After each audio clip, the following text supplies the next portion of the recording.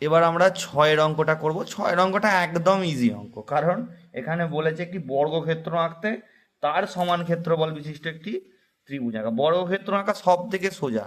কি করতে হবে, কারণ সব বাহুগুলোই তো একই। তাহলে কি করব, যে কোনো একটা বাহুর বলে দিলেই করে দেওয়া যায়। তাহলে কি হবে, 6 সেমি বাহুটা বলে দিয়েছে, তাহলে 6 সেমিটাকে আমরা কেটে নেবো ওর মাপটা নিয়ে, আর মাপ চেঞ্জ করব না।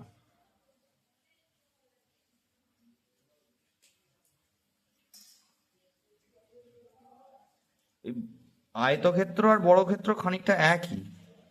এবার কি করব, এবার আমরা একটা 90 ডিগ্রি আঁকবো, তারপরে কাটবো।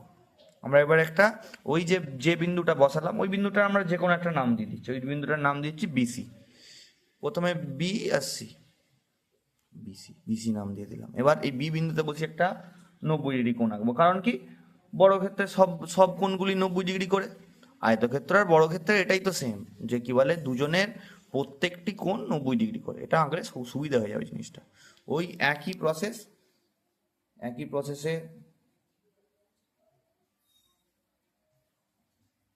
তোমরা কমেন্টে সবাই একটু লিসাকে থ্যাংক ইউ বলে দেবে। আমার একটা স্টুডেন্ট লিসা, ওই আঁকছে, আমি ক্যামেরাটা করছি, ওই আঁকছে। সবাই কমেন্টে একটু লিসাকে থ্যাংক ইউ বলে দেবে।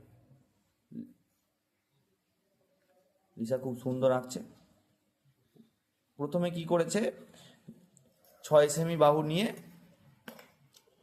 সেটা কেটে নিয়েছে এবং বি বিন্দুতে বসিয়ে একটি 90 ডিগ্রি কোণ এঁকেছে। এবার 90 ডিগ্রি যে দুটো বিন্দু হয়েছে সেই দুটো বিন্দু যোগ করে দেবো। একই প্রসেস, একই প্রসেস, একদম একই প্রসেস। ওইটা যেমন আমাদের আয়তক্ষেত্রের ক্ষেত্রে দৈর্ঘ্য এবং প্রস্থ করতে হচ্ছিল, এখানে দৈর্ঘ্য প্রস্থের কোনো ব্যাপারই নেই, সবই তো সমান।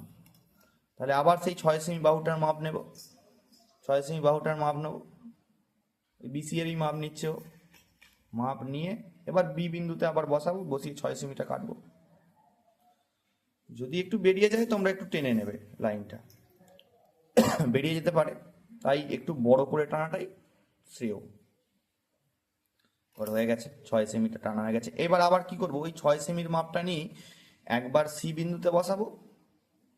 6 সেমির মাপটা আবার নিচ্ছে ও, নিয়ে সি বিন্দুতে।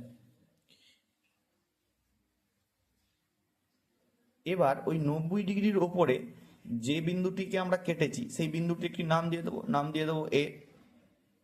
সেই বিন্দুটির নাম দিয়ে দেবো এ।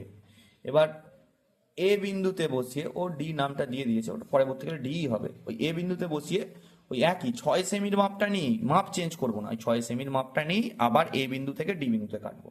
এবার তাহলে সি আর ডি যোগ করে দেবো, তাহলেই হয়ে গেল।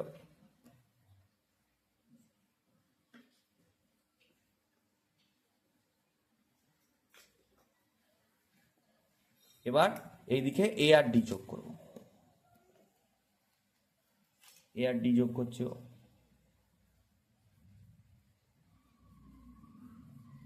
তাহলে আমাদের বর্গক্ষেত্র আঁকা কমপ্লিট।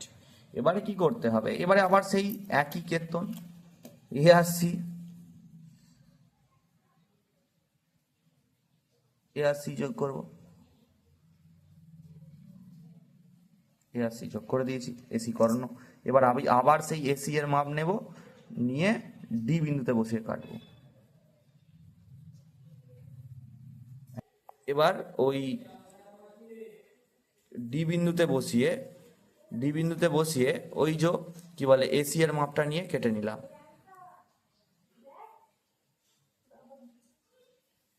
এবার কি করব, এডি এর মাপটা নেব, যে ওই একই তো, এডি এর মাপটা একই, এডি এর মাপটা নেব, যে কোনো একটা মাপ নিলেই হবে কারণ বর্গক্ষেত্র তো। এডি এর মাপটা নেব, নিয়ে ওখানে কেটে দেবো। এডি এর মাপটা নেব, এডি এর মাপটা নিয়ে সি বিন্দুতে বসিয়ে কাটবো। এসি এর মাপটা নিয়ে সি বিন্দুতে কাটবো। এবার এবার যে দুটো বিন্দু হলো সেই দুটো বিন্দু, সেই দুটো বিন্দু যোগ করব, যে দুটো একটা যোগ করব। এবার তাহলে নাম দিয়ে দেব, নাম দিয়ে দেবো, এটা যেহেতু একটাই বিন্দু হয়েছে তাই জন্য এখানটার নাম দেব ই। তাহলে বিন্দুটার নাম দেব ই। এবার তাহলে আমাদের ওই একই লিখব, যে ত্রিভুজ বি সি ই হলো এবিসিডি এবিসিডি বর্গক্ষেত্রের